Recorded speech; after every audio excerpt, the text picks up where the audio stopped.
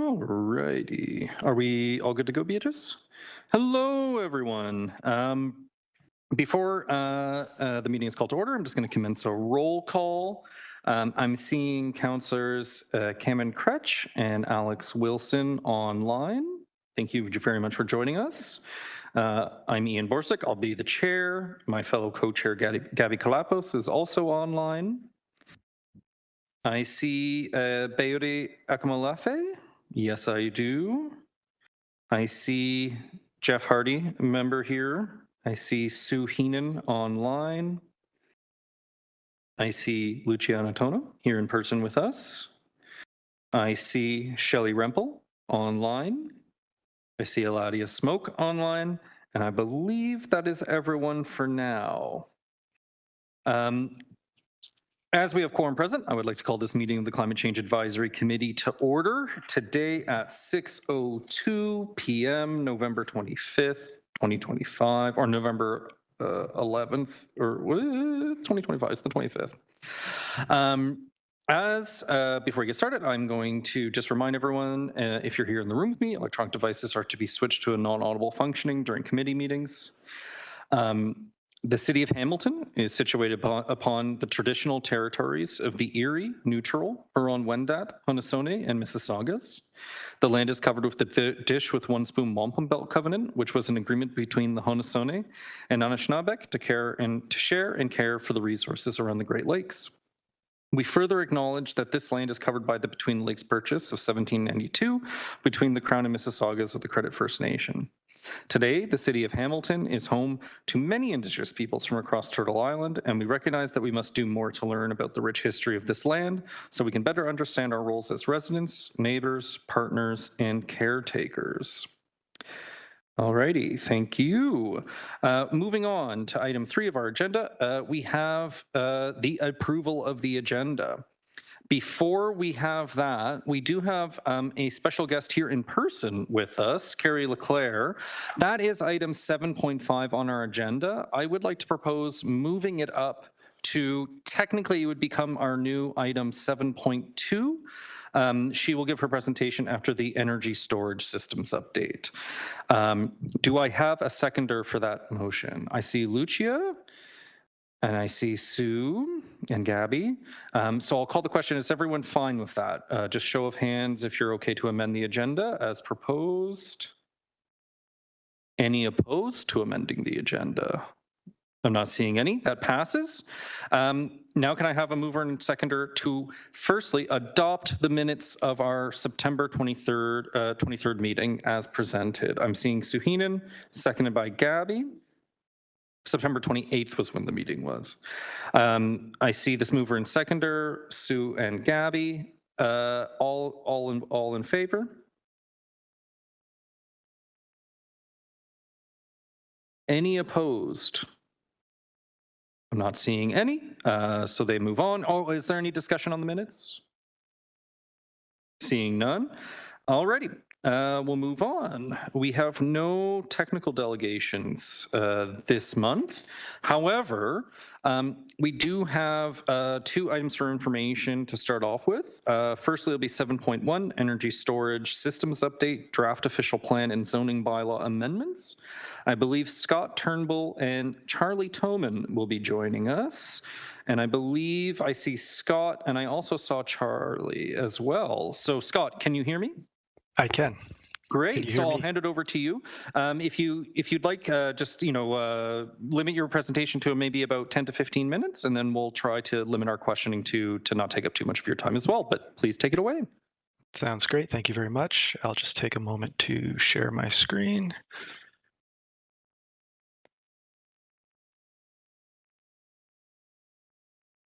Okay. Can everybody see the presentation? Yes, we can, Scott. Great. All right, so good evening, committee members. My name is Scott Turnbull. I'm a planner with the Sustainable Communities section of the Planning Division. As mentioned, also joined on the call today is Charlie Toman, Program Lead, Policy Planning and Municipal Comprehensive Review. We're here today to provide an update on the City of Hamilton's work related to energy storage systems and to seek feedback on proposed official plan and zoning bylaw amendments. So recognizing that we presented on this topic not too long ago, we've tried not to duplicate too much of the information, but we thought it would be helpful to provide a bit of a refresher. Ultimately, this work is in response to a series of provincial procurements launched by the Independent Electricity System Operator, or ISO. The ISO has projected a significant increase in electricity demand in the province, and to help address this demand, the ISO is securing new grid-level energy storage capacity. Their most recent call for energy storage projects opened this past summer and closes in December, with more submission windows expected each year for the next 3 following years. As part of this procurement process, projects must demonstrate that they have municipal support for their bid, which is done through what's called a Municipal Support Resolution, or MSR. So as a reminder, energy storage systems are large-scale facilities that draw electricity from the grid when demand is low, store it, and then release it back into the grid when demand is high. There are several types of energy storage systems, but one of the most common and growing technologies is battery energy storage, which is what you see represented in the diagram on the slide. Some of the benefits associated with these systems include improved grid reliability, better integration of renewable energy projects, backup power options for communities, and climate action benefits such as the potential to reduce our reliance on natural gas plants during peak demand. From a land use perspective, there are several considerations for these facilities, which include noise impacts, potential impacts on natural features and agricultural lands, thermal runaway, which refers to the fire risk associated with battery systems, and how the facility will be decommissioned at the end of its life cycle. Given this context, staff reviewed energy storage systems from 2 perspectives. First, we looked at a formal process to receive, review, and evaluate municipal support resolution requests that are required for the provincial procurement. Second, we looked at the city's official plans and zoning bylaw to ensure they include an appropriate policy framework to support the guiding and guide the siting of these facilities. So following the completion of this review, staff brought forward a report to Planning Committee, which recommended the adoption of an interim protocol to process municipal support resolution requests. The criteria and information required in the protocol address the project location, design and operation, community engagement, and anticipated community benefits. The protocol allows staff the opportunity to prepare a report and recommendation for each request, which can then be considered by Planning Committee and Council on a case-by-case basis. Staff recommended this as an interim approach, recognizing that updates will be needed to address additional energy procurement initiatives and to reflect that updates may be required as new guidance on the siting of these facilities is made available. Planning Committee ultimately adopted an alternative recommendation to implement a conditional blanket municipal support resolution until the end of this year. This means that during the first submission window, any energy storage project that meets conditions related to location, engagement, and community benefits will receive municipal support. So this removes the requirement for individual projects to go to Planning Committee to receive individual support resolutions, shortening the lead time for proponents during this current intake period. Under this current submission window, the city has received 1 request for municipal support. The request is for an energy storage project located on the Steelport lands. The proponent has a project website, which we've linked in the presentation if the committee members would like to learn more about the proposal. Alongside this new process for municipal support resolutions, we also brought forward draft official plan amendments to guide the siting of energy storage systems, and we're seeking this committee's feedback on these proposed amendments. The draft amendments propose to permit energy storage systems in 3 employment area designations in the Urban Hamilton official plan. These employment area designations permit comparable uses and are generally located away from sensitive uses, making them an appropriate area to accommodate energy storage. In the rural Hamilton official plan, the amendments propose allowing energy storage systems in the rural designation to a maximum size of 2% of the lot area up to 1 hectare. These rural lands are outside of the urban boundary and are characterized as having a lower agricultural capability, making them suitable for this type of development while still protecting prime agricultural areas.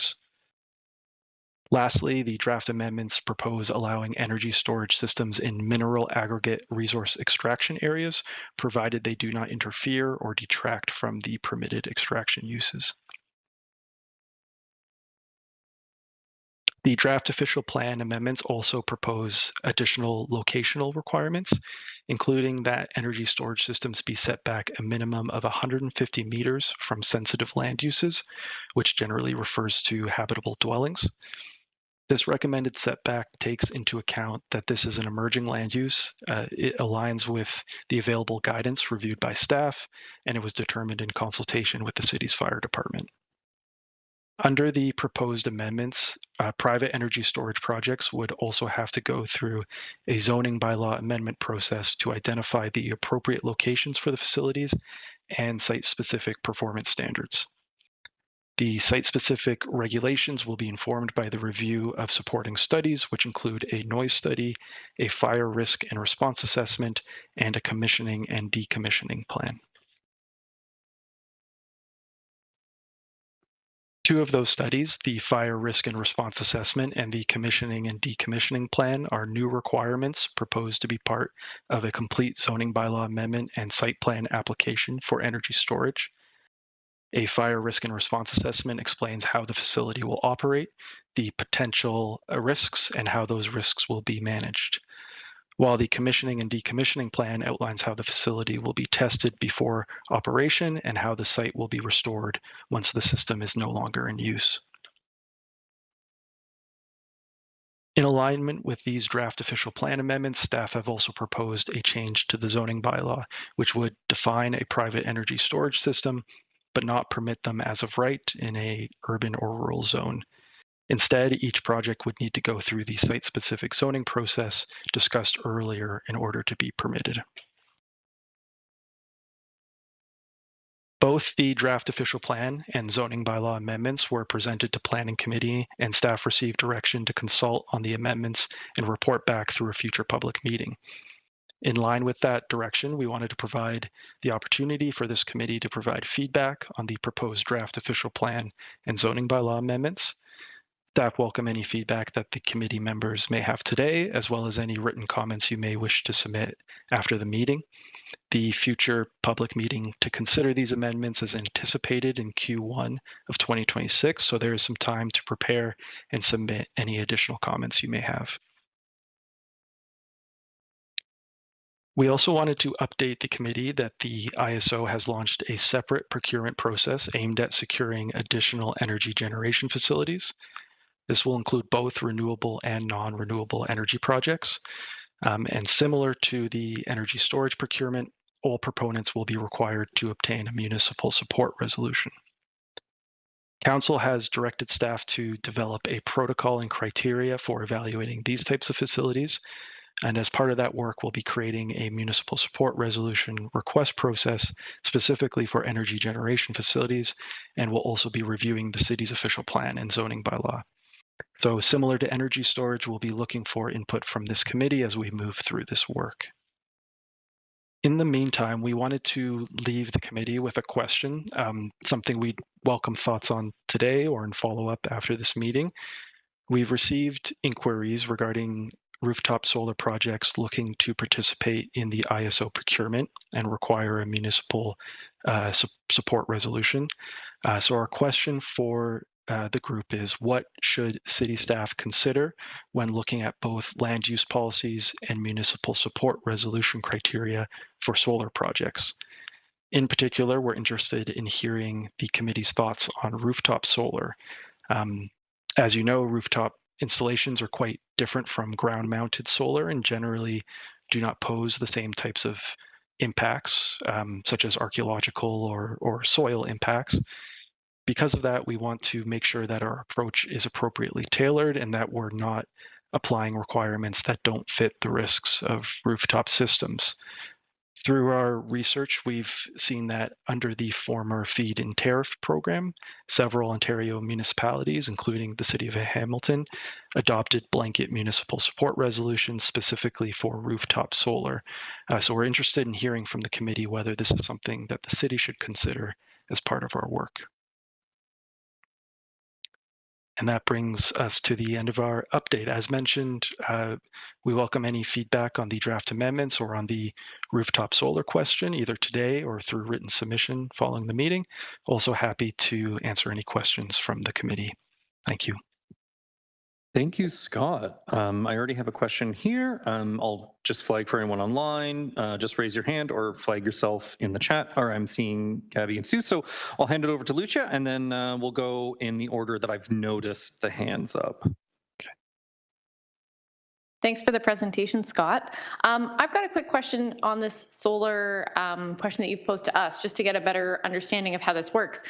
Are the requirements currently put for solar rooftop the same as, for example, if someone was applying to open a private power generation of a gas peaker plant? Like, do they need to go through all those hurdles? Is it a different kind of process? Like, is industrial land, could you put rooftop solar as of right? Do you need to apply? Like, just trying to suss out a little bit what the landscape is for solar right now. Great, thank you for the question, and through the chair. So under the ISO's program and the procurement, it's a level playing field, and there are certain requirements based on the type of energy generation and where it's located. If it's located within agricultural lands, there's certain requirements, but the municipal support request requirement is the same for both. So as we develop our own municipal support resolution request process, it's within the municipality's ability to make those refinements and have certain requirements for certain energy generation types that may differ. Thanks, and I'll just state here that I think this would be a really exciting way for the municipality to really put a preference on renewable energy. You know, something like having rooftop solar be the sort of no-brainer, easy choice to put within the cities, like say within the urban boundary on industrial lands, as opposed to applying for something like a gas peaker plant that has all these negative externalities would be awesome. Next up, we have Sue. Scott, thank you so much for your presentation.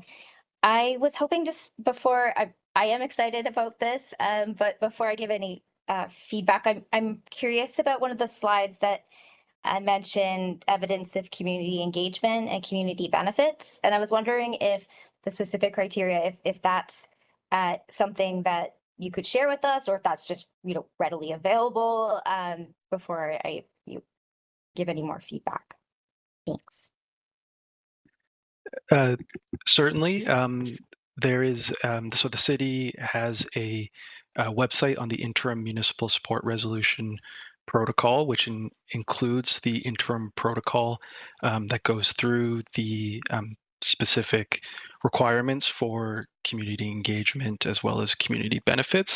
On the same web page, it also outlines the conditional blanket municipal support resolution process that we're kind of currently under. So it gives you a sense of the current requirements for this first submission window as adopted by council, as well as what's been approved for the subsequent windows. And I'm happy to share that link to the committee.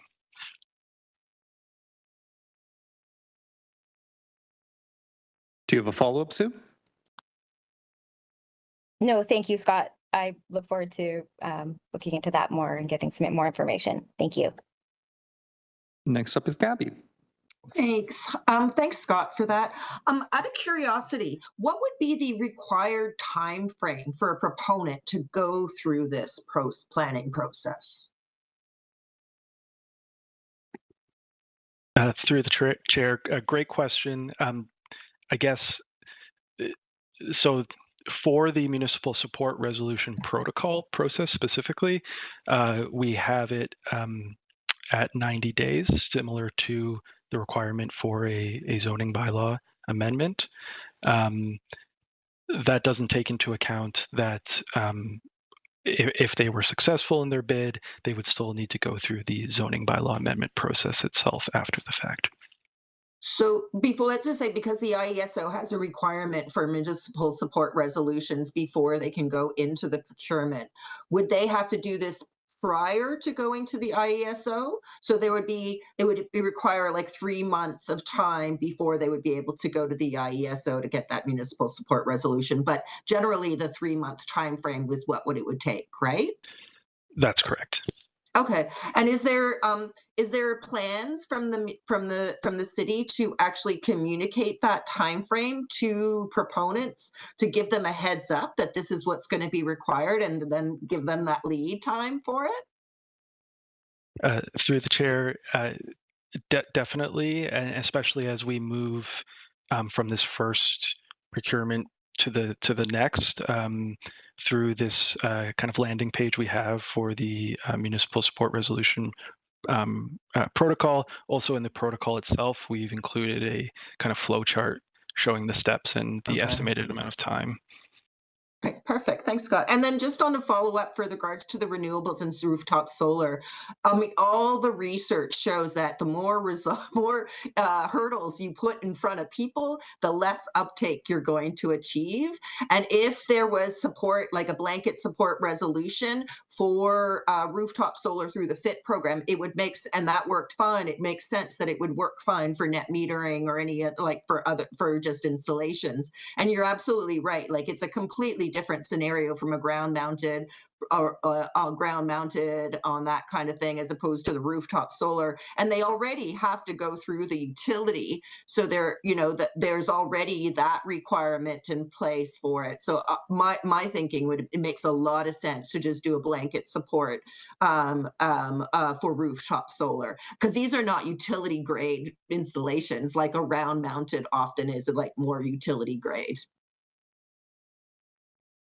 Thank you. Next up, we have Jeff here in person. Yeah, thanks. For the solar piece, I totally agree too. Rooftop solar, I think basically there's no need for, in my opinion, setbacks from sensitive uses. The building owner is obviously going to be in support because they have to sign an agreement with whoever wants to do the solar if it's not, in fact, the building owner. So I think whatever protocols in place, even though the procurements are technology agnostic, there's different potential impacts based on the technology. So in the case of solar that's rooftop mounted, I think it's maybe not a no-brainer, but pretty close in terms of this is something we should support. Like, loud HVAC systems are going to cause more of a disturbance than solar, likely. And that's something that's existing and people deal with. There's a lot of noise in the inner city anyways. So anyways, I'm just supportive of removing barriers wherever possible. And also, if there's going a step further, potentially, if there's city buildings that have suitable roofs, like newer roofs, or there's buildings that are, run by like city housing or something like that, if there's a way for the city to say, hey, we've got available roof space if someone's interested, so that way the city wouldn't have to go through the procurement, the city wouldn't have to do the installation and all of that. They could just potentially lease roof space if there was something that was an agreement that was amenable to the city. But just saying, hey, we're open to discussing such things, I think that would be a signal to proponents, and that would potentially give them a leg up and help the city meet some of its targets as well. The only other piece, sorry, about the energy storage procurement, like the one project I wasn't aware of it looks really interesting. I'm just wondering, because they'd have to go through the zoning process, like site-specific zoning process, will that in any way hinder them getting a contract? Like, would they have to do that before they go to the ISO, or is that something the ISO understands as typically would happen in most cases? Thanks. Through the chair, great question. It's not a requirement before they make their bid into the ISO's procurement. So it is something that it's an independent process and is a risk that the proponent takes on in that they don't have the land use approvals at the time of making the bid. And then next up, Councillor Wilson. Thank you. I'm going to actually start with where Jeff left off. One of my questions was just about, is there a process to flag, specifically on the renewable side, potential partnership, as exactly Jeff was talking about? So the battery project you flagged with Steelport, for example, I just quickly looked, it looks like it's being delivered in conjunction with 2 Indigenous nations. For example, there are profit sharing partners in that as well. Like if a partnership came forward or if an opportunity came forward, they're talking about the municipal support resolution process just to get the planning permission. Is there a process for flagging additional partnership or considerations that might come out of that as they're kind of walking through the planning door?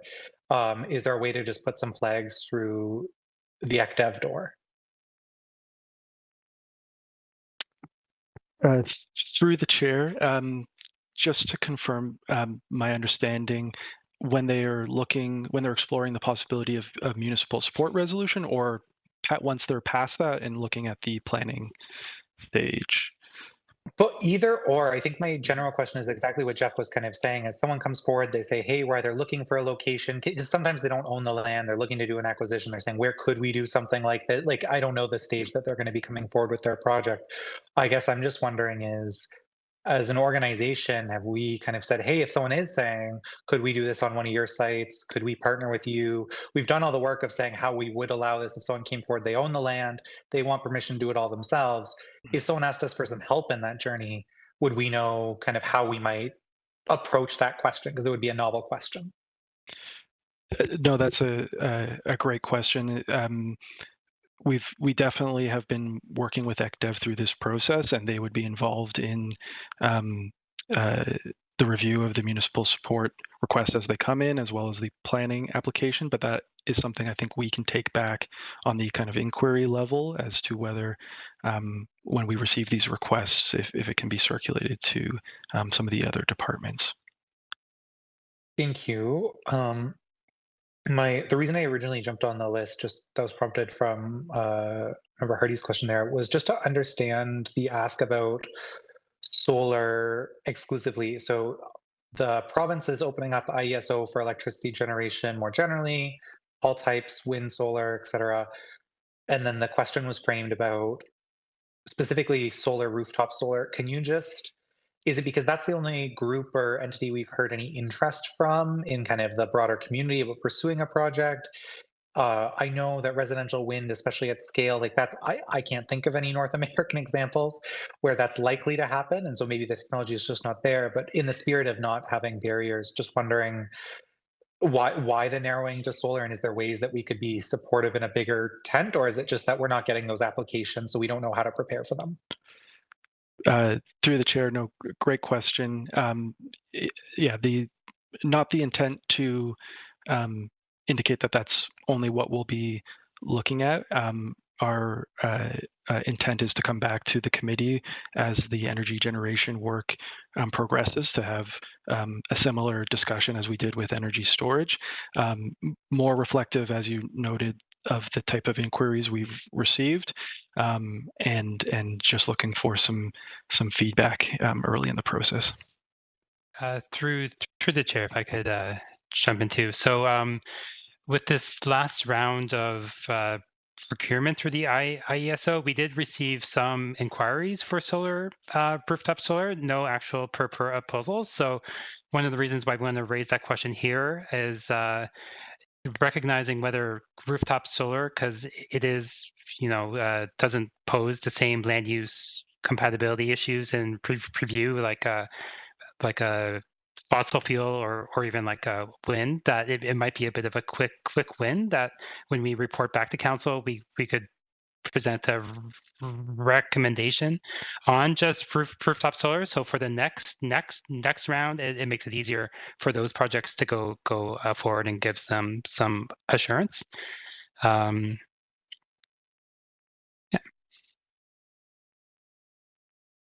Any follow-up, Councillor Wilson? Okay, great. We'll go to Bayode. Thank you. thank you for that presentation. And I'm also in support of the development of um, rooftop solar system in this case, with all the points that have been made. But one thing I also want to add to that, which I think is in line with what Jeff mentioned earlier, is that we should not focus only on residential buildings. There's a lot of commercial buildings across Hamilton, which can be a good benefit to the society at large. And one of the things that comes to my mind is if there is a way the city can incentivize this rooftop solar program, especially from the commercial aspect. And what comes to my mind is if there's any sort of resource location where one can easily see, oh, these are possible locations or rooftop facilities with good rooftop space that can be utilized for this type of program.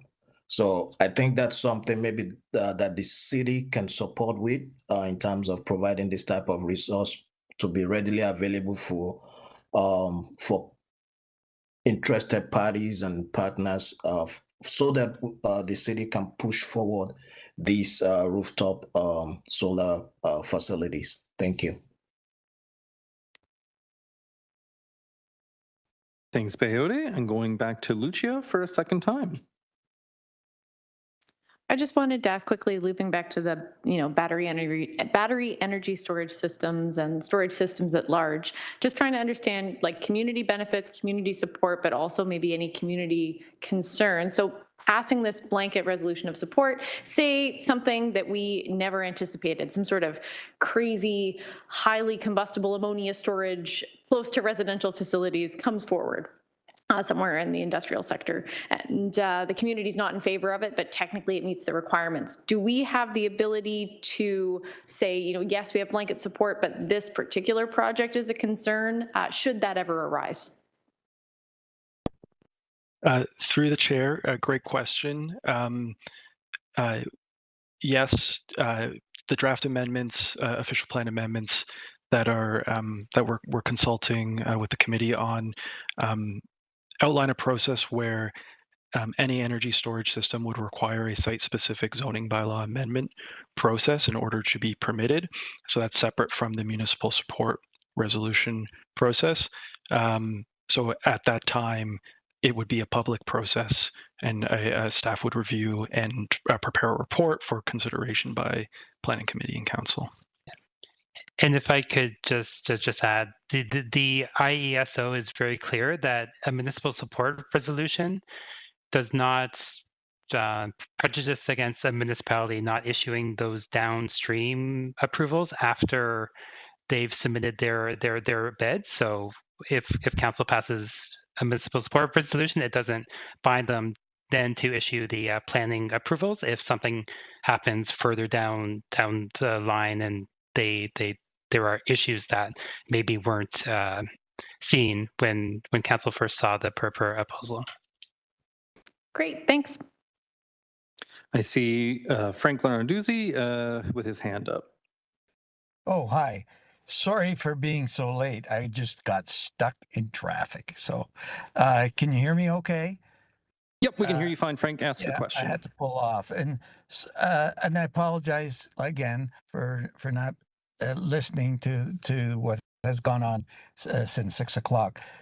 My question is, I guess with battery storage, which has been approved, but you need a site plan approval, that sounds like an expensive process that could take quite a while if you have to have a rezoning of a site. Let's say you have a site, which we're looking at a couple. Some are in an industrial area and some are in an open field or a open space zoning, but it could accommodate that. What do you think the timeline is in for that site plan approval? And is there any support from the city for that process? Because that's an expensive process. Could be an expensive process. That's the question. Scott? Through the chair, and Thank you for the question. And just to clarify, it would be the energy storage project would require a site-specific zoning bylaw amendment application as well as a site plan application. And the intent of those requirements are to ensure that staff have the opportunity for detailed technical review, particularly around some of those technical requirements related to fire and commissioning and decommissioning. So those Planning Act applications allow staff to review those technical matters.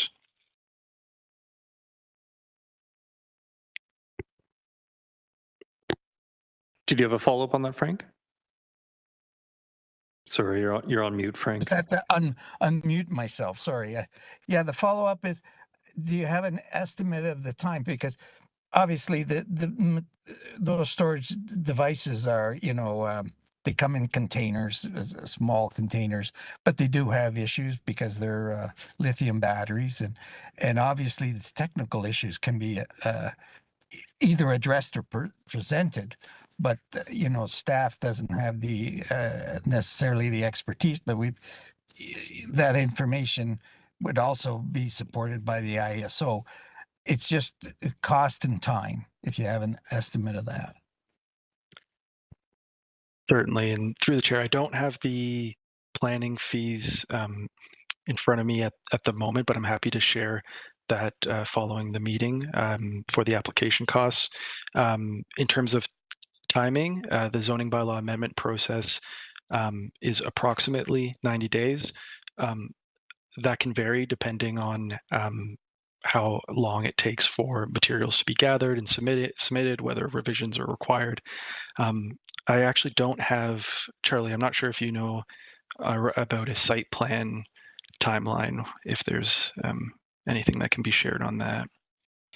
Yes, through the chair, under the Planning Act, I believe it's 60 days from when a complete site plan application is received to when an approval needs to be issued. But on the question about time and cost, we have engaged with industry, with the energy storage industry on our protocol process and the overall planning approvals, and it is a sort of a industry expectation that these energy storage projects, battery energy storage projects, do require site plan approval. So when we consulted with industry, they did not raise any concerns with the planning approval process. They did raise some concerns with the timing around the issuance of a municipal support resolution.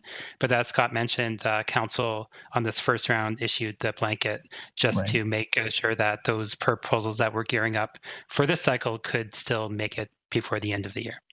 Okay, the rest can be done offline. That's fine. Thanks very much. And then up for a second time, we have Jeff. Hey, quickly, just two comments, just sort of food for thought for staff. One is any way that we as a city can promote sort of participation in the way of renewable energy co-ops, things like that.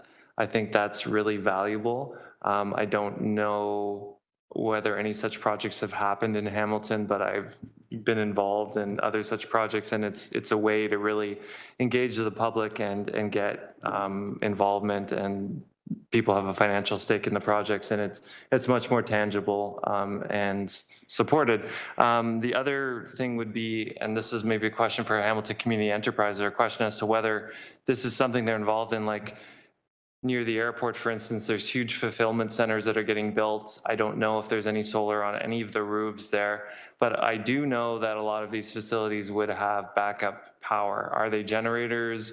Are they, battery energy storage? Could you have solar and energy storage to supplement or to negate the need for a bunch of gas powered backup generators in your back lot? So I don't know if this is a line of business for HCE, but just putting it out there that maybe it's something to think about, and just to be intentionally looking at sort of solutions as we're building out this infrastructure, because when you spend all this money up front, if you don't do it at the outset, the likelihood that you're going to then retrofit it a few years down the road is is unlikely to my mind. So the more sort of facilitation and the more sort of prodding in a not in a prescriptive way, but in a, hey, have you thought of these things? And we have this entity that can help. I think that would be helpful. Thanks.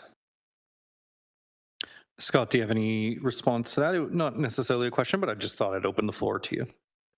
No, just that appreciate the comment and something we'll take back for food for thought, certainly. Linda Lukasik, your hand is up.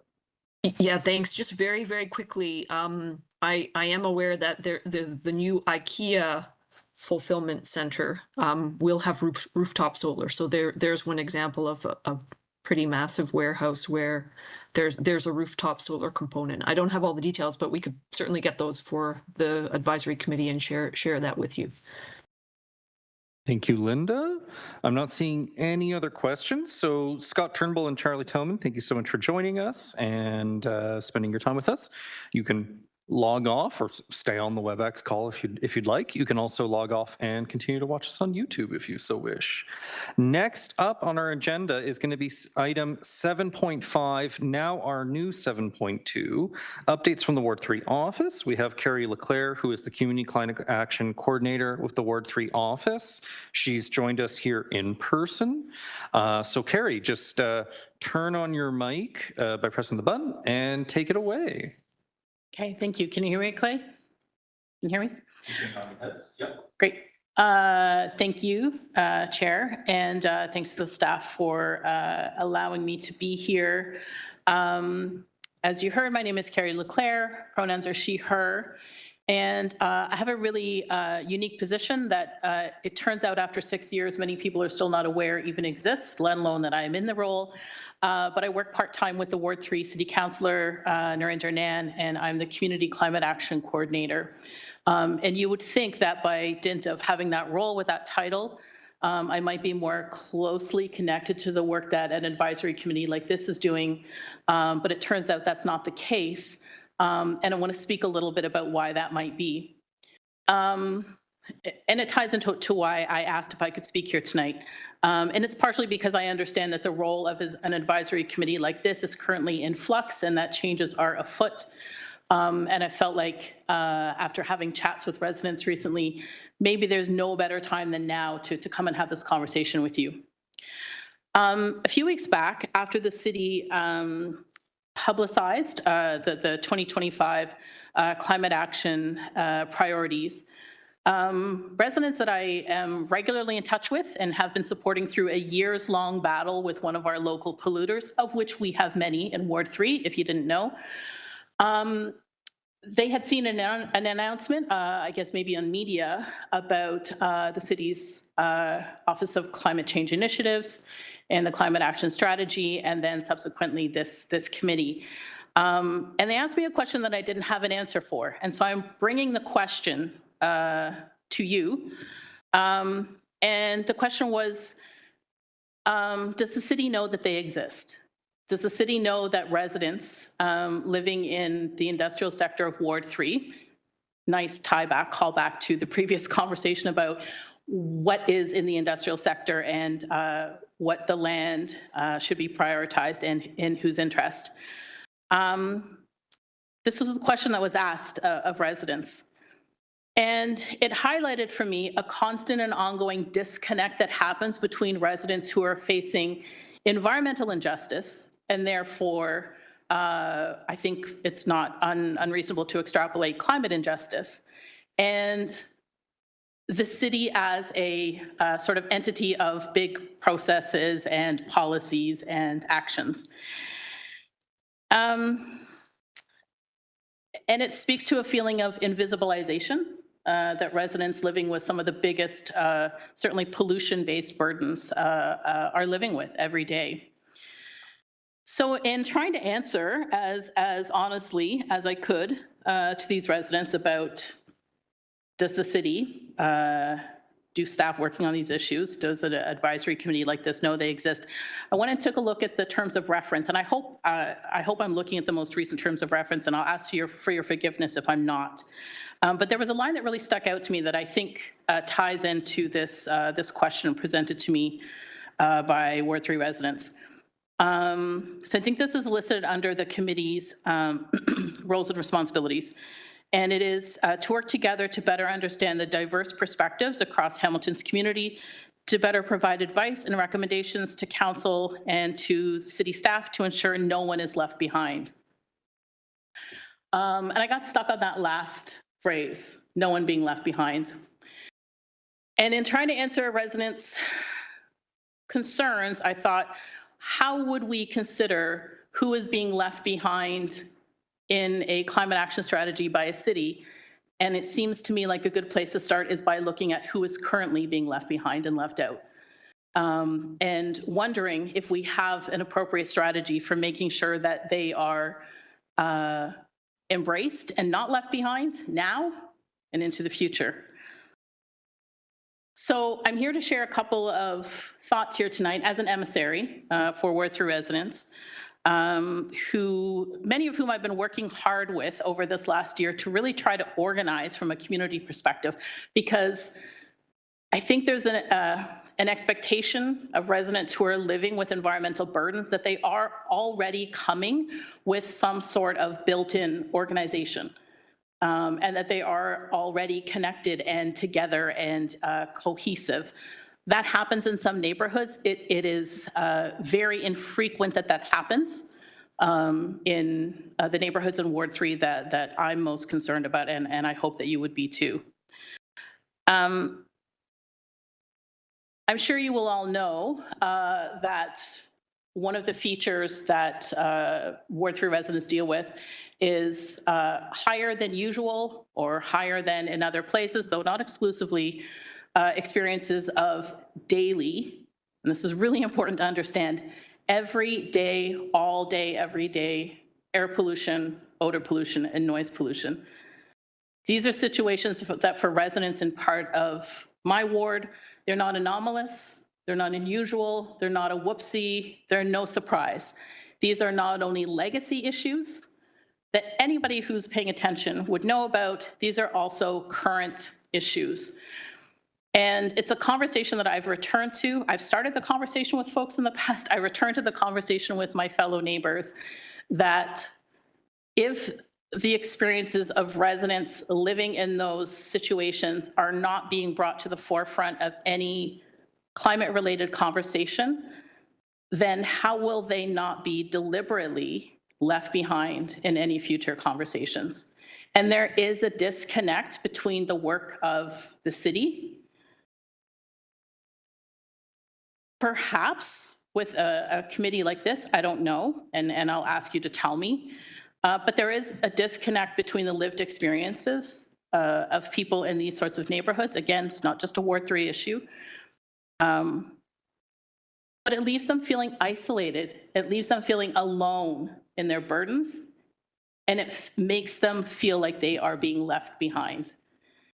And so that's where I circle back to the role and responsibility of this committee, and that question that was asked by residents, how do we know we're not being left behind, and who's paying attention?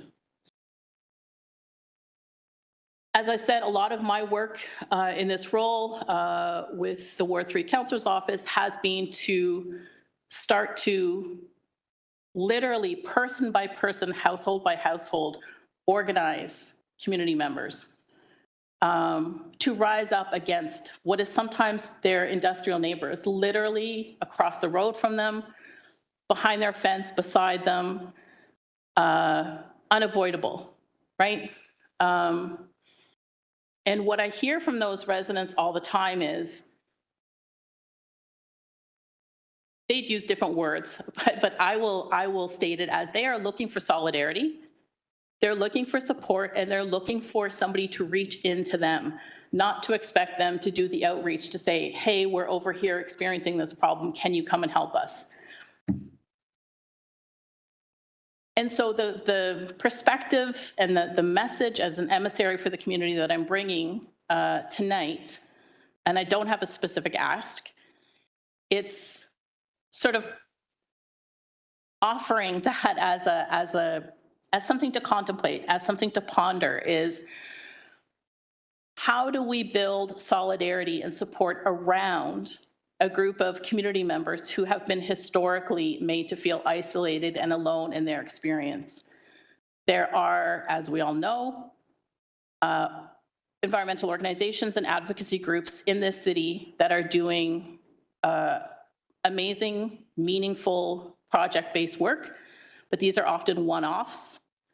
They are often happening around the community and not with the community, and they also rely on that constant grind of funding.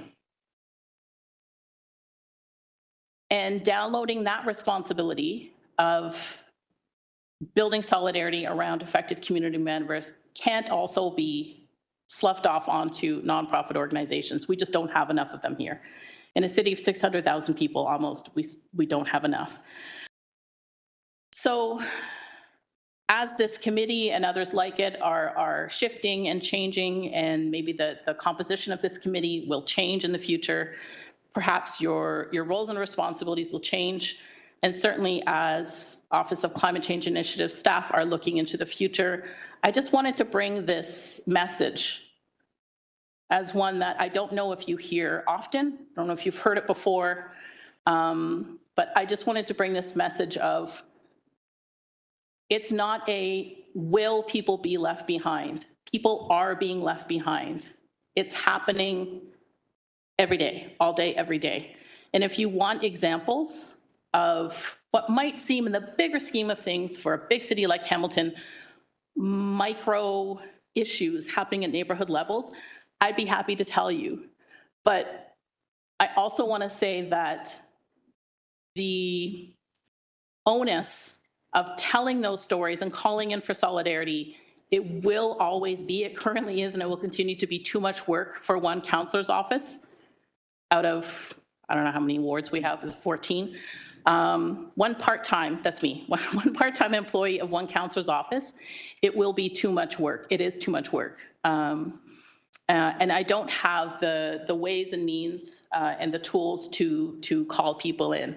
So I'm offering this up as food for thought to consider how better the city and folks that are connected to advising the city on how to do its work better and best, different ways that those sorts of communities that are being left behind, not only in Ward 3, can be brought into the fold. And as I said, I'm happy to give very specific examples of current day issues that are not only completely exhausting the will of community members and depleting their resources, but also making them sick and killing them sooner than folks living in other parts of the city, straight up. So I'll leave it there. Thank you for the, thanks for the generosity to let me come and speak, but hopefully I've done justice to what the residents wanted me to say, and happy to answer questions if people have them, or also super open to feedback from folks. Yep, thanks. Thank you so much, Carrie. I'm just going to pause for a moment to see if there's anyone who wants to be added to the speakers list. I'm seeing Lucia. I believe that's a legacy hand. Frank, if that's not a legacy hand, feel free to correct me. But I'm seeing Lucia and then Sue, and then I'll add myself to the list. So Lucia, please take it away. I'll just jump in with a comment, which is that, so for context, the group that the working group of this committee that I chair is the technical and governance one. I think there's a lot of food for thought there on the governance side, especially as we look at transitioning this model. And one of the things that we're going to be talking about later tonight is the terms of reference. And happy to maybe take this conversation a little bit further afterwards, as we could provide some governance input on how to make sure that, as I said, this is embedded in the process. The other thing on the technical side, and we'll touch on this later tonight, but I think to me this highlights again the importance of having a very holistic risk assessment. So one of the things that our group routinely opines about is the fact that like the basis of the strategy that we thankfully have the chance now to refresh essentially over the next couple of years. That process is going to happen.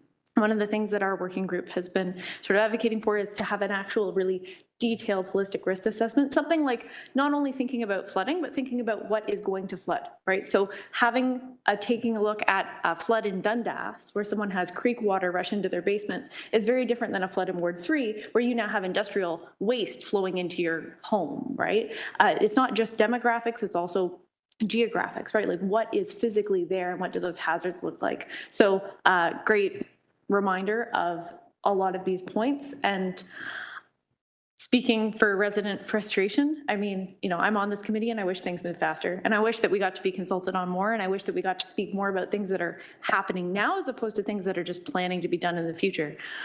Recognizing the limitations that we have, I recognize it's going to be a lot of disappointment that we can't do as much as we want to do.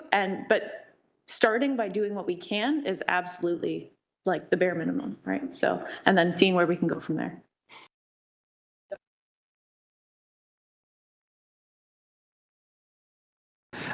Next up will be Sue. Hi, Carrie. Thank you so much for presenting. And I don't know exactly all the right things to say for this. I'm just really glad that you came and spoke, because I feel like, I mean, I don't even feel like I was as aware of what it is that you do as I am now, and that's a problem.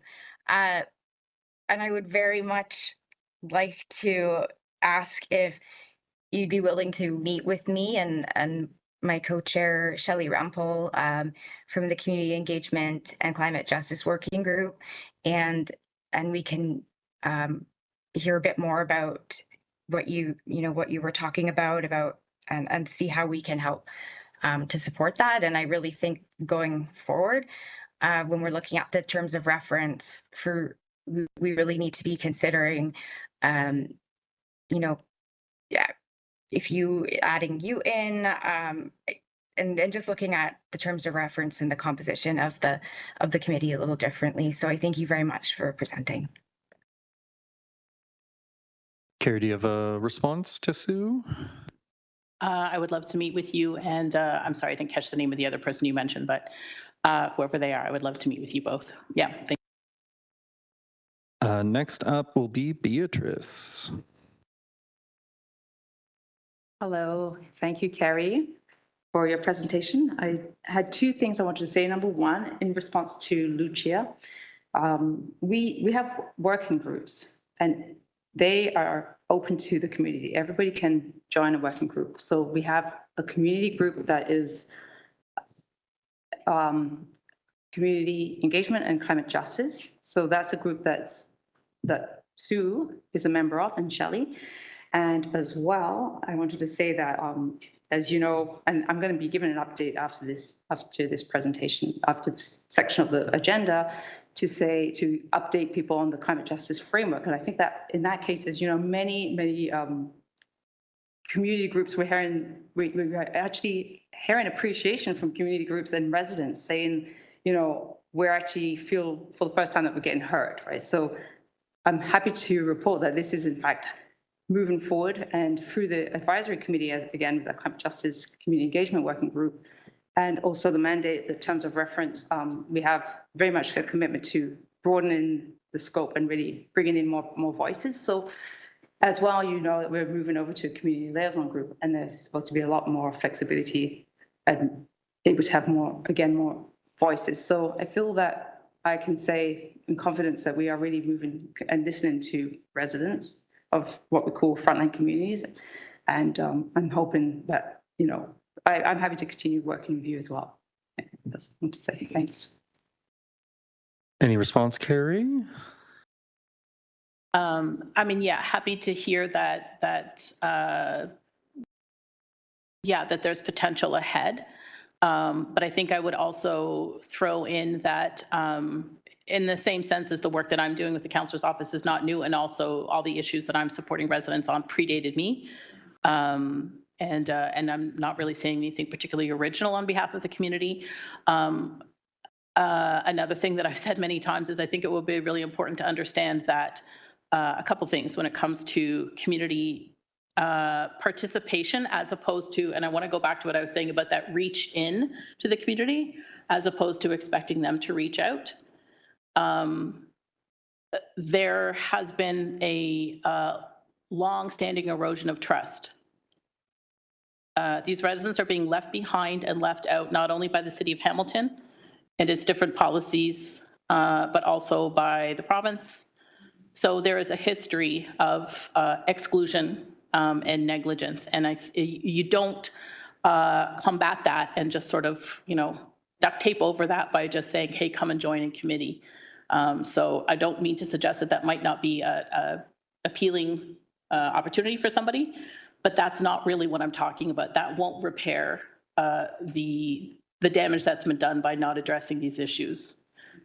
So I do want to make that point. Yep. Jeff? Yeah, I just want to say I appreciate the presentation, and honestly, I didn't know that your position existed, and that could be on me, but like I've been sitting around this table for a bit now, and I don't remember it having been raised that a position such as yours exists. I've lived in Hamilton for 4 years. I live in the northern, pretty much like north central part of Ward 2. A trick like I'm noticing with this, and I've raised it before, and going ahead with a new structure, which frankly I don't think I'm going to be involved with, but I think it at least gives us an opportunity to think about things like support for people to attend meetings, childcare, food, things like that. Like my mother was asking, "Oh, do they feed you these things?" I was like, "No." She's like, "Oh, that's weird." I'm like, "It's it's one of those things. It's we've been over that bridge before, and that was something that we ought to have sorted to begin with. But like because of the way that things are set up, you only get certain people here.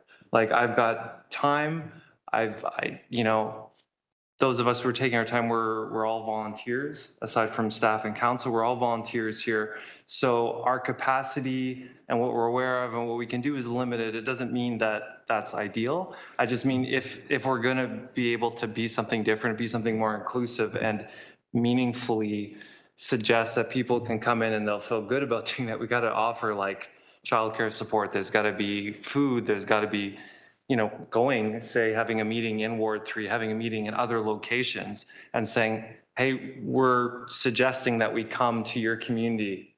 Like, where would it make sense to meet you? What can we do? And the trick also is, though, that, how many of the committee members can go out and do these things? Or like, there's logistics around that, but at least maybe in this new structure, there'll be more of an opportunity for that. Like I like this structure in that it's live streamed, there's a transparency there, but maybe there'll be an opportunity to shift venues to do more localized events.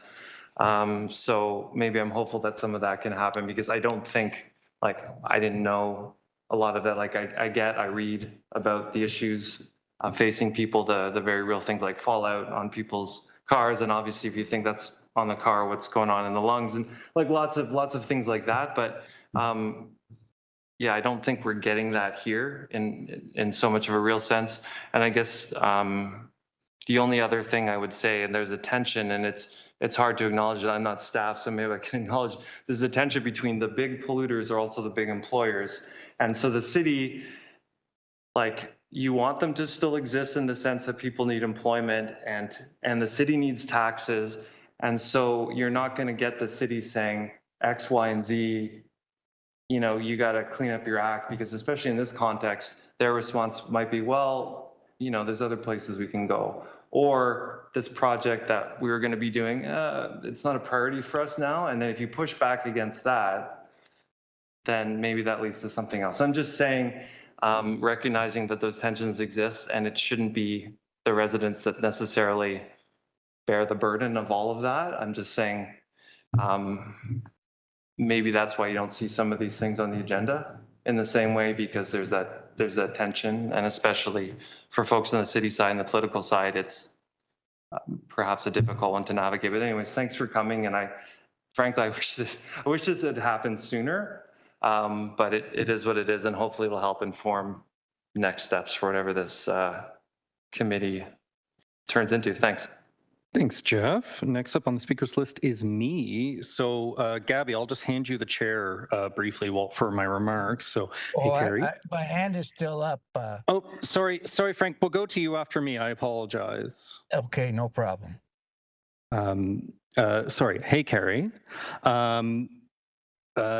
You and I have known each other for many years. I've known that your role exists since you entered it. So I'm going to ask you some questions that I already know the answer to, but we're being live streamed, so someone watching may not know these answers. To the best of your knowledge, are you the only person in a ward office with your position and specific focus?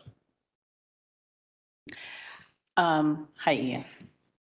Yes, it is my understanding that I'm the only person who has a role of its kind, and I should specify that a dedicated role in the entire province of Ontario. It could be beyond that, but that's what we've been given to understand by conversations that Councillor Nan has had with other folks I think it's things like AMO or Association of Municipalities of Ontario and FCM, Federation of Canadian Municipalities, and the like. There are other staff working with councillors who I think dedicate, to my understanding, a good deal of their time and effort and energy and community care to issues similar to what I do. But mine is the only dedicated role. I think the other distinction that's important to understand is that I take a very deliberately environmental justice approach. My work is not neutral. And that's an important distinction because I do not operate, and I say me specifically in my role, this would be different than the role that the councillor would have as an elected official, but as one of her support staff. As you may have heard from some of my comments, I'm happy to share with residents my opinion of what the City of Hamilton is or isn't doing. And that would include the Office of Climate Change Initiative. So I'm not in a position as a governor of the city. And so I happily give people my honest and I think reasonably well-informed opinion, but it still is my opinion. And my job is to stand up for residents. And I take that role really seriously. And it means that I have to, I take a hard stance, and I do that very proudly. But I would say that could be different than what is happening in other councillors' offices, which would be, each councillor's decision how they direct their staff. No, for sure. And I don't ask the question as a means to say like, what's up with the other councillors? I just mean the situation in Ward 3 is very unique in that you exist in the role that you're working in. With that said, I think the timing of your presentation to us, I think, was really well timed. And I'm really glad that we shifted you going now, because next on our agenda is the terms of reference for the community liaison group. I appreciated you saying that you share your opinion with residents. So I'm hoping you could share your opinion with us. Understanding you're not necessarily speaking on behalf of Councillor Nan. Have you, and I'm also very curious anecdotally what you've heard from residents, and we're transitioning from a live streamed, appointed by council committee that I think is it's a question from a resident, like, do they know that we exist?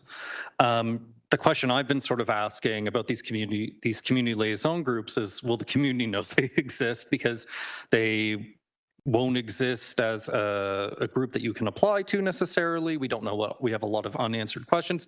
We have a lot more answered questions for this specific committee and what it will turn into, because it's the only committee meeting and transparently meeting and having these discussions.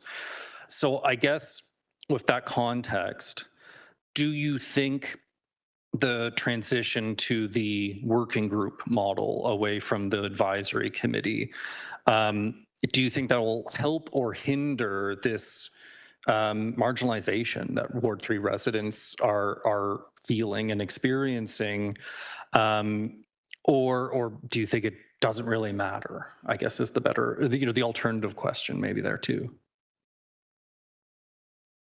Yeah, I think it comes back to the same sort of parameters that I would apply to the idea of environmental injustice. It kind of all comes out in the impacts, right? What will be the impact? And so I would imagine that for residents who have felt excluded, and that could be because of some of the conditions that so Jeff mentioned, some of those barriers to inclusion. It could be that, but at the end of the day, residents will want to know what would be the impact of their participation. And again, similarly to how I think sometimes folks might view environmental burdens experienced by people in neighborhoods like Ward 3 as abstract, I think there similarly would be a sort of a challenge of abstraction. If residents don't see a concrete impact of their participation, and some sort of direct outcome, then I don't see that there would be an interest in being involved and them being involved. And I think in the same way as, appreciating, respecting the volunteer nature of a committee like this, I think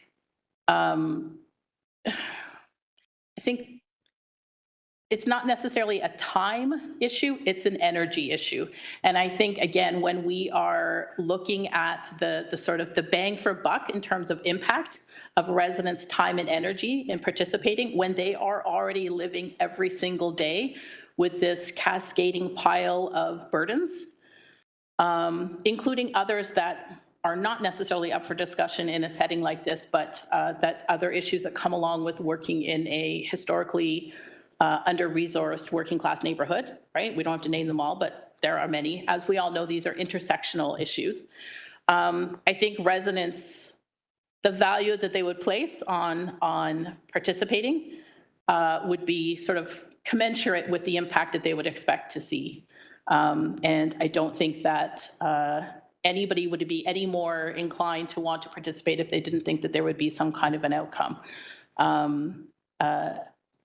Yeah, I hope that answers the question. No, it does. And just as a final comment to my other committee members, as we move on to talking about the terms of reference for the working group, I think as we think about the reality in which that the transition is happening, there, I think, is some good opportunities, and OCCI staff have not indicated any resistance to this, I should say, to bake in as much as we can that will point to these outcomes that you're referencing, Carrie. So I think, especially for our next discussion on the agenda, we should be really thinking about that in particular.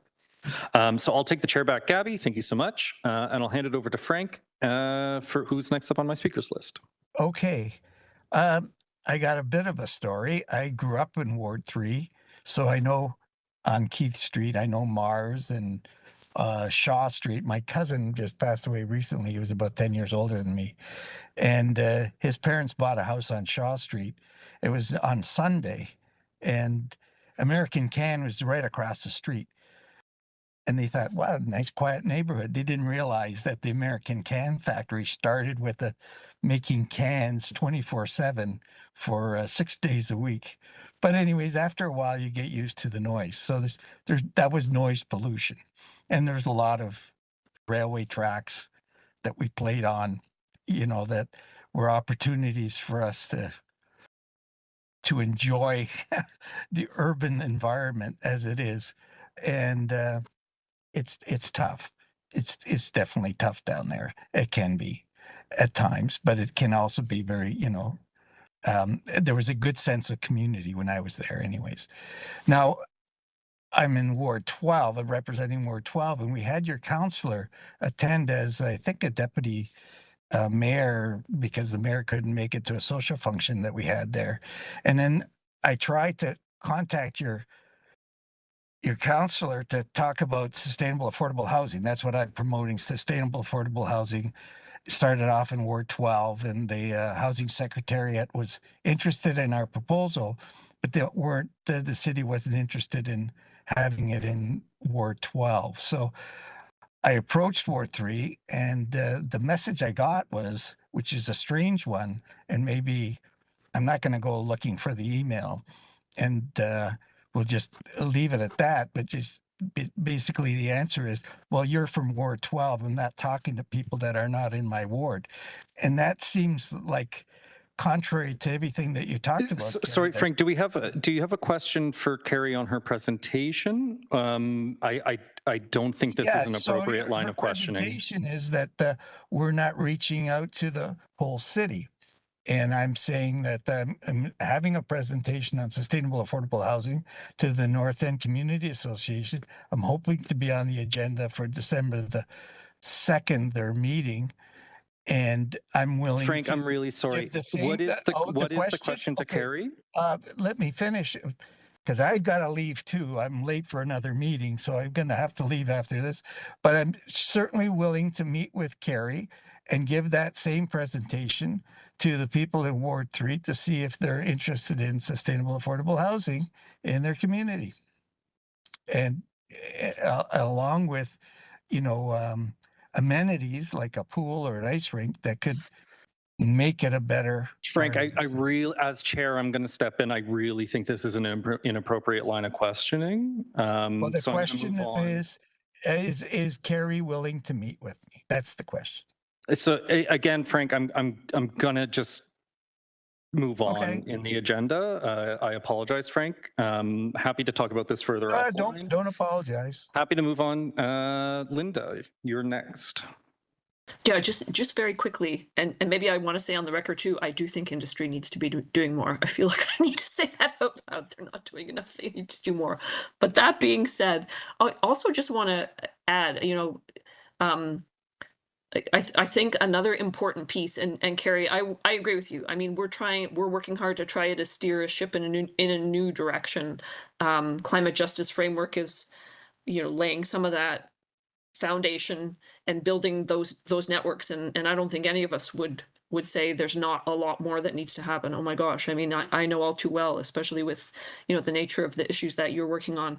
The other piece that I also just want to throw out there as well is, the work that's emerging with Amy Angelo on our team leading the effort to develop our neighborhood climate action small grants program. Again, it's never going to be enough, but certainly in the way we're approaching that piece, it's very much focused on climate justice framework input from those frontline community members to help to inform the shape that program takes.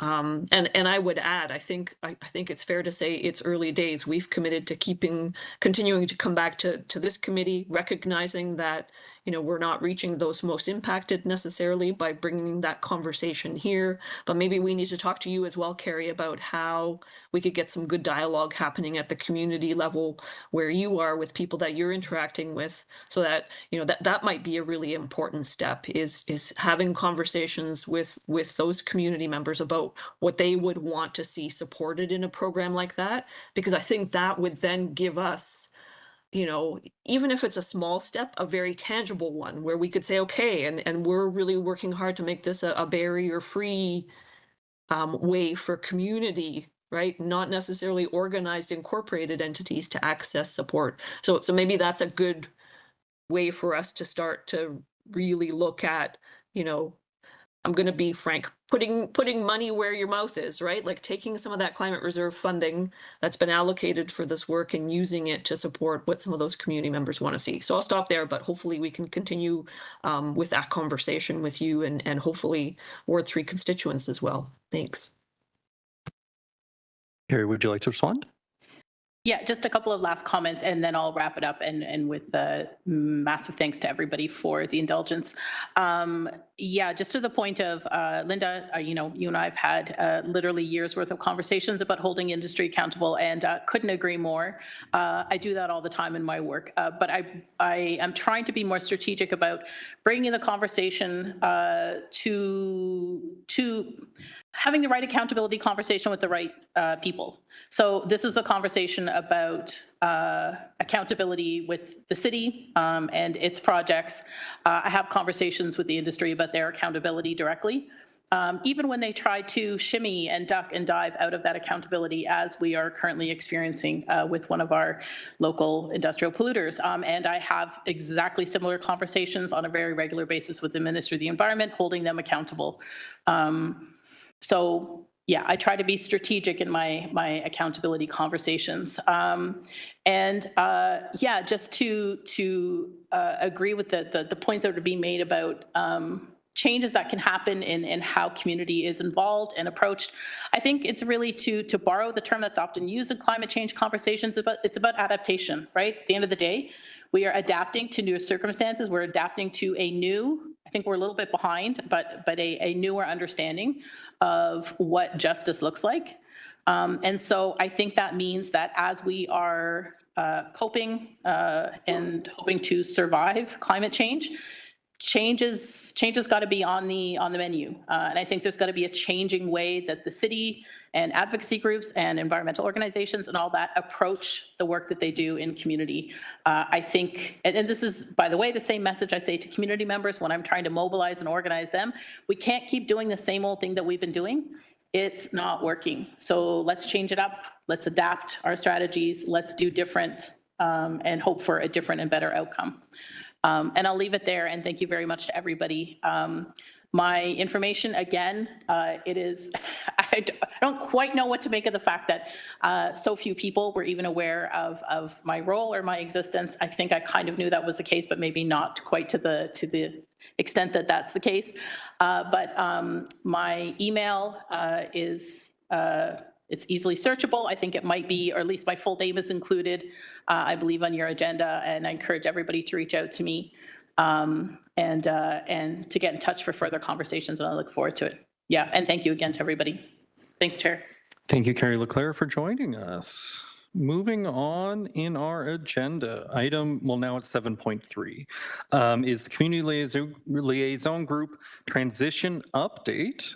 This is the review of the latest revision of the draft terms of reference. I don't know who's going to be sharing a slide. It's either going to be you, Beatrice, or Trevor. No, but I'll hand it back to you guys, and then as chair, I maybe have a suggestion of how to go about responding to this update, but I'll hand it over to you and Trevor. Yeah, thank you, Chair. I'm going to quickly go through what Beatrice and I discussed, what I think are the main points. I'm definitely not going to spend a lot of time going into the details, but I want to hit on 4 main points upon review of the Google working document that Gabby drafted of the previous comments, as well as a few email correspondence from members and some counselors. And so just quickly, and I'll go kind of through them in detail individually, but really the 4 main issues that we've attempted to address in the updated terms of reference include continuity of membership, so core versus non-core members, counselor participation and buy-in, a recruitment process, and ensuring transparency. So let's start with the continuity of membership of the core versus non-core members. You'll see here an updated composition where we've removed the number per seat. And I'll just say, really, what we've tried to do for all of these main components or issues is balance the benefits of a CLG model, of that flexibility, while also ensuring that governance and transparency and the continuity piece that we've heard from CCAC members. And it is a bit of a delicate dance between the two. And so I do feel we've done, and Beatrice has done a very good job on updating the terms of reference to reflect that. So on the continuity piece, we've identified kind of a core membership of at least 10 members, definitely can be more than that. We've, again, removed the total number of seats per sector, again, to improve the flexibility of that while also keeping in the important equity, diversity, and inclusion goals, the 50-30 challenge. We also, Beatrice, if you could just go to the term of membership as well, because I think that's an important piece. The term of membership there is highlighted very, very shortly, but succinctly, that the term of membership generally will be expected to serve a 4-year term aligned with council. Notwithstanding, though, that sentence there is based on the CCCLG, and that's what I'm going to call this group moving forward. CCCLG, I think it's got a nice ring to it. Can provide the flexibility to accommodate members. Perhaps there's a youth member or anyone for that matter, based on their current situations of their life. They're like, you know what, I really am interested in this, but I can't commit a 4-year term. There's flexibility in that, and that's the benefit of the CLG term. So those are the two core pieces of the continuity of the membership and the flexibility of the membership while ensuring continuity. We can discuss the strategy of how this advisory committee transitions and how these existing members of the CCAC transition to the CLG after I go through all of these, but that is kind of, Beatrice and I briefly talked about that as well. So the next issue that we read and wanted to update the terms of reference was regarding the councillor participation and buy-in. And there are maybe three main pieces that I wanted to share on that. One is from our current understanding in a CLG model, councillors are not meant to be ongoing members. And so with that, we've established the ability of the CCCLG to invite councillors, any councillors for that matter, to participate in any meetings.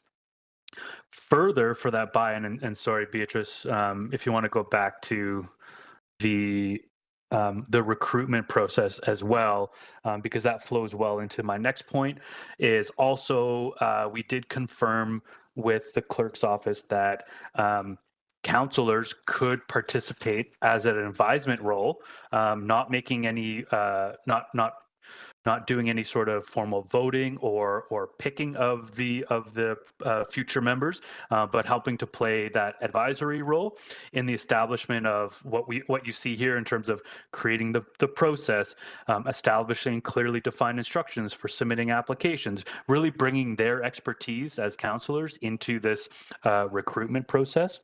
And I guess the third item of this to ensure counselor buy-in is the importance of that core membership and establishing the annual work plan, which includes the meetings scheduled for the whole year, and that allowing that runway of counselor participation that we heard at the last meeting of the concerns of, you know what, counselors are super busy, we need to give them lots of notice. Here's how we think that can be achieved is through the establishment of the annual work plan, which includes the minimum set of meetings. Therefore, those can be sent in advance to counselors should they want to or be able to attend. And so I'll just, sorry, Beatrice, before we go into the transparency piece, I wanted to go back to the recruitment process because I think there were some very good questions that I don't think are meant to be highlighted in this terms of reference. Terms of reference are meant to establish those high-level governance pieces and the general process. And again, we want to ensure that flexibility. And so we thought this was a good way to go about ensuring buy-in, getting the CCCLG members to participate in the selection working group. So, and it's really following the council model, in my mind, is following the council model of a subset of councillors were previously chosen for a selection committee. So existing members of the CCCLG would form a selection working group, includes OCCI staff, as well as existing or past members of the CCCLG, and some councillors. Now, what is not defined in here is what that exactly looks like. And we purposely made the process fairly flexible because we want the selection working group to help advise on what is the best and transparent way. How do we get this information out through social media channels? So the wording is purposely left fairly flexible so that the CCCLG selection working group can build that detailed build that detailed process, including, for example, creating criteria, scoring matrix to review applications. Those all can be transparently shared ahead of time. For example, should the selection working group want to do that, they'll clearly define instructions for submitting applications. Maybe the instructions can be very easy. It doesn't have to be a formal application. Again, we would be taking advice from folks like, for example, Sue and Shelley from the Climate Justice and Engagement Working Group as how best to ensure trust and transparency, but as well as flexibility in the application process. So that was the recruitment process I wanted to highlight. And then finally, just wanted to identify the transparency piece. I think it was even said by yourself, Chair, around the importance of transparency and having these meetings live streamed. So within the meetings, we identified some thou shall, I think is the wording. So it's under the meetings, I think, Beatrice, yeah, annual work plan, working groups. Oh, keep going up. I think you missed there, right there. To ensure transparency of the CCCLG meeting shall, and again, purposely leaving this a little bit flexible because of the questions and issues that we even heard about today is like, yes, we want it live streamed. Does it have to be the city's YouTube channel? Oh, sorry, Beatrice, on my screen, you're now back at recruitment. Had it there before. Meetings, right there. Oh. Scroll up a little bit. Right there, yeah, meetings. There we go. So the meetings will be publicly available on the city's website. So the annual work plan and meetings, sorry, I apologize. The annual work plan and meetings will be publicly available on the city's websites, again, plural, because we don't know exactly what the structure of future websites for these CLGs will be. But I mean, from an OCCI standpoint, we're committed to putting it on our website, for example, for that transparency. Identified meetings will be live streamed on an open platform, such as, again, wanting to be flexible in that. Does it have to be YouTube? Could it be another channel? That is more transparent. For example, YouTube does seem pretty good to me, but again, really looking to further have the committee and the CCCLG advise on what they want to see from those meetings and how best to make it transparent. And then finally, recommitting those additional supports. And I think this is where not to get overly complex with this, is we want to provide these supports to the core members should they need it. But I think it goes beyond this too, is currently the city of Hamilton, from my current understanding, does not have a formal engagement compensation policy. So I was kind of laughing there too, because Jeff, you mentioned that we don't feed the committee food. Is like, that was discussed at the beginning and we did offer, but again, I think this committee and every committee will be different. So maybe the future committee will want food. And the most important part is in the annual work plan, that be properly budgeted to provide those additional supports, combined with, and I'll end here, the ability beyond the quote unquote non-core members, allowing that flexibility to go to the different wards, to go to the different neighborhoods, invite people in to participate on individual meetings, and should the committee want to, and it's within our budget, we could potentially provide additional honorariums, compensation, gift cards, as long as it's within the budget that was approved. I think the budget can be a little bit more flexible moving forward in this CLG model. So I wanted to end off with the ability of the CLG to invite non-core members in as they see fit, providing additional supports and or compensations for those like one-off meetings, while also having the flexibility to bring in lived experiences as well as subject matter expertise from business, industry, et cetera, when the CCCLG requires it. Okay, I'll stop there. Thanks. Thank you, Trevor. We are running short on time, so I'm just going to ask if anyone has a question to make it like short point of clarification. Before I hand it over to anyone who does have questions for Trevor and Beatrice, me and Beatrice were talking about this just before the meeting started. We do not have a December meeting scheduled. If we did have a December meeting scheduled, it would have been December 23rd, which I think we all many months ago agreed that no one wants to meet then.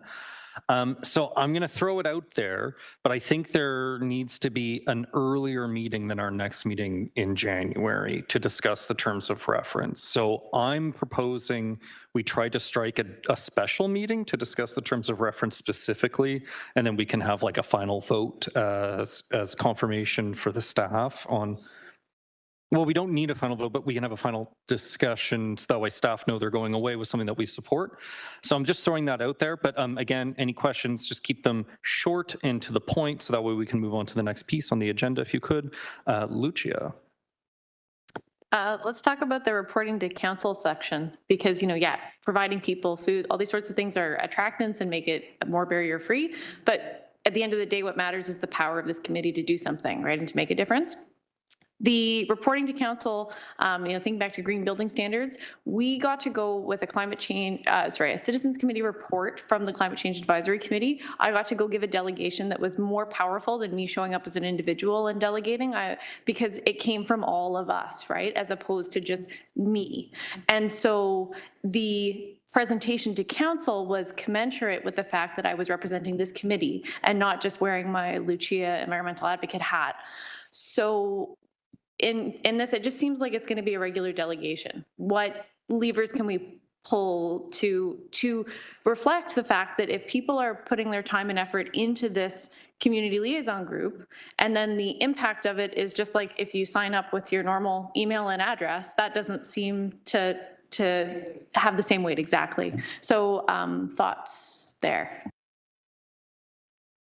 Happy to. Yeah, happy to take that one on through you, Chair.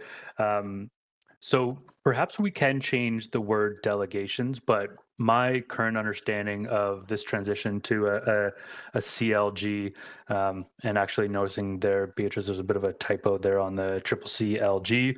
The committee has greater flexibility to submit correspondence, to submit like a citizen committee report. And that's why we mentioned there at the bottom of the last page, submit written or verbal delegations to any subcommittee of council in a pre-approved format.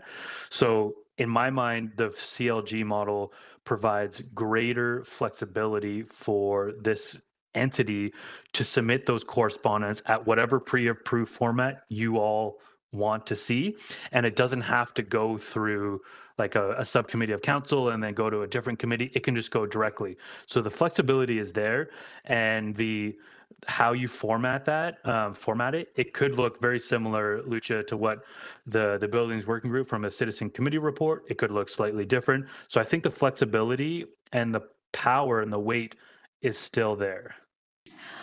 Just to follow up on that, so the use of the word delegation specifically, though, like in terms of how it gets incorporated into the agenda, and I understand this is going to be something bigger than just OCCI here, but how this gets incorporated into the agenda does, in a sense, matter.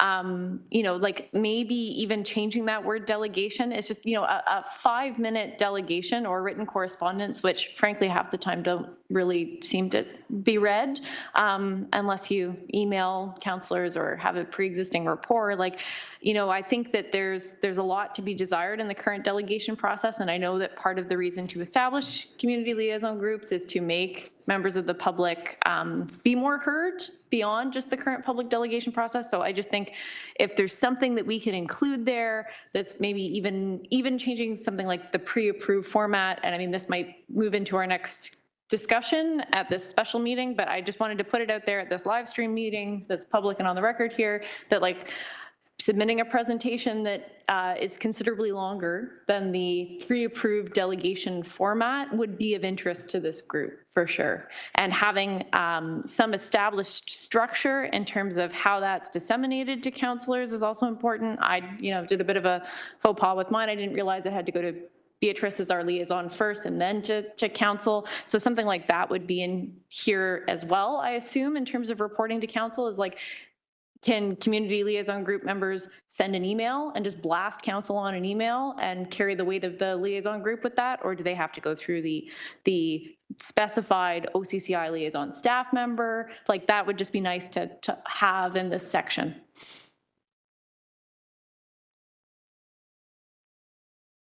I just want to quickly respond, if that's okay, Chair, because I want to make sure the committee and Lucia sees to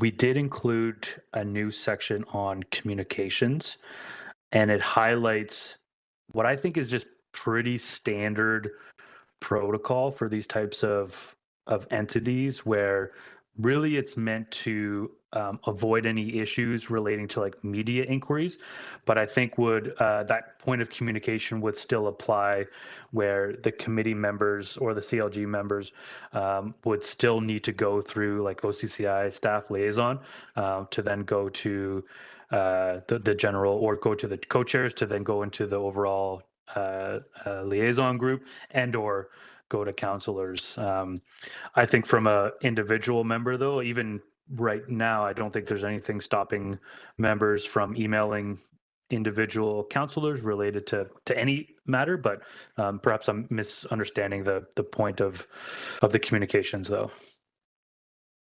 Yeah, specifically, just, I mean, like I said, we can defer this later, but I think when you're representing the committee in the communications, right, as an individual, you can email any councillor anytime, but as, you know, if I am, or say Shelley is representing the climate justice framework as it goes to council, and she goes in person to provide a presentation for our advisory committee as it exists today. She'll be included alongside the staff presentation. She'll be providing the feedback from our committee. It's just, it's a different and more meaningful process. So I just want to make sure that there's an avenue for us to encapsulate that in our terms of reference, to make sure that it will be available, because there's no guarantee of continuity, right? You know, we could end up in a situation where, like, this recruitment plan is that people get recruited after council's elected. For us, it took like a year to get up and running. A year from now, members and this carry on of knowledge might all disappear, and the new people arriving will say, oh, I get to go delegate, and they won't have these other tools written down as a path clearly available to them. So just trying to put this in now so it'll be there later. Jeff? Yeah, two thoughts. One, just the core and non-core member, the terminology, maybe think about changing that. Something I thought of was like full-term and advisory members. Maybe someone can think of something better, but I don't know how excited I would be to be a non-core member. It just seems like less important or less valued somehow. So maybe think about that. Another thing, in terms of note-taking, like, and if I missed, there's supposed to be staff at these meetings, correct? But note-taking, it seems like was supposed to be a volunteer responsibility, and I would suggest that it shouldn't, that it should be a staff responsibility, and then the notes should be circulated back to the group for confirmation. I just don't think it's something that should be put on the volunteers. That way there's someone, and oftentimes certain kinds of people volunteer for these things because they think they should, and then they can't participate as much as they might otherwise do. So I would just suggest that. Yeah, so other thoughts, but that's all. Thank you. Thank you, Jeff. We'll move on in the agenda to item, which is now going to be 7.4. Just really quickly, me and Beatrice realized we technically violated quorum. We briefly lost quorum, which means we can't vote on anything according to the rules. However, we have 15 minutes left in our allotted time. I'm just going to propose we continue on with the updates, which we would have just been voting to receive anyways. And then, unfortunately, we did technically lose quorum. Councillor Wilson. Yeah, this has happened before. That's fine. It's just the vote to receive can happen with the minutes at the next meeting, and then you're good there. If you had decisions to make today, there's a bigger impact, but it's because it's a vote to receive that can just happen with the minutes at the next meeting. Really appreciate that clarification. Thank you, Councillor. We will move on to item now 7.4, the Office for Climate Change Initiatives updates. I have first on my list, Director Linda Lukasik. Thanks, Ian. I'm going to be really quick. Just wanted to let you all know that we have a very brief information report going to the General Issues Committee next week, December 3rd. Oh my gosh, next week is December already. And that's an update. It's progress to date and a proposed pathway forward related to updating Hamilton's climate action strategy and the more in-depth exploration of acceleration of our net zero target. So that brief report isn't yet publicly available. It's pretty basic, just a quick update for council and the public. But what I will commit to do is that as soon as that report has been, I'm expecting it'll be released tomorrow when the GIC agenda is uploaded. We'll make sure that it gets emailed directly to all of you on the advisory committee so that you're aware of what the content is in that update report. It's nothing earth-shattering, but I know you'll be interested. And then just quickly, the other piece that I wanted to share is that the Climate Change Reserve city-led initiatives that were recommended to receive funding in the 2025 round. That list of 7 projects was ratified by council last week, so it's now official. They've been funded. And I'm going to start my plug now because we will be front-ending the 2026 cycle for internal intake of project pitches for city-led initiatives. And we'll be looking again for volunteers from the Climate Change Advisory Committee to help with that piece. We'll be looking for 2 people to join directors in the reviewing and scoring process. And thank you to Jeff and Zach for their support this time around. So just want to maybe get people thinking about that now and hope you'll consider jumping in and helping with that piece at the front end of 2026. And that's all from me. So I know there are others on the list. Maybe I'll hand it over to Trevor. I think you have some updates to add too. I had Beatrice and then Catherine, actually. And I will just also say, for anyone who's watching at home, we have quorum now. We just briefly lost one person, and then we lost quorum briefly. So just to be very clear, we have a full committee right now. Next up, Beatrice. That's a legacy hand, I believe. Am I correct, Councillor? That's a legacy hand? Yep. So please take it away, Beatrice. Right, so for me, it's the Climate Justice Framework update. So we have 13 community partners who are wrapping up their engagement activities with the goal of completing their final summary reports by end of December. The objectives of the engagement, I think I've already spoken about this, but I'll just reiterate because of the important conversation we just had with Kerry here. So to understand the needs and aspirations of unique frontline community populations, to understand the challenges, issues they face and expect to face from the impact of changing climate, identify core values of these diverse frontline community populations, identify barriers to participation in climate action programs, and identify opportunities for uplifting frontline communities. And of course, very important is that relationship building piece, understanding best ways to engage on ongoing basis that builds and strengthens trust with these very unique frontline communities. And so after the final summary reports, we will continue further partner engagement as the project continues, and they'll be involved in reviewing the framework. I won't list the name of partners right now, but with the interest of time, internally, we're going to begin in earnest to do an internal scan of basically understanding what are some of the sticking points that staff are facing. We are going to be looking across departments, divisions, and units to see what is already happening. We have begun some of this work already, but we're going to really go earnestly. What projects are already embedding or considering climate justice? For example, Public Works Department are already using the climate lens, and they're doing training. They've started socializing climate justice considerations. Public health as well, actively focus on initiatives that respond to extreme heat. And through their extreme heat working group, the Hamilton LRT project is moving forward with climate justice change tracking indicators in the LRT corridor. So that's some of the work that's the next steps. And then, of course, we're going to get into developing the actual content. So the framework, The toolkit that will include equity screening matrices, equity indicators and engagement strategies.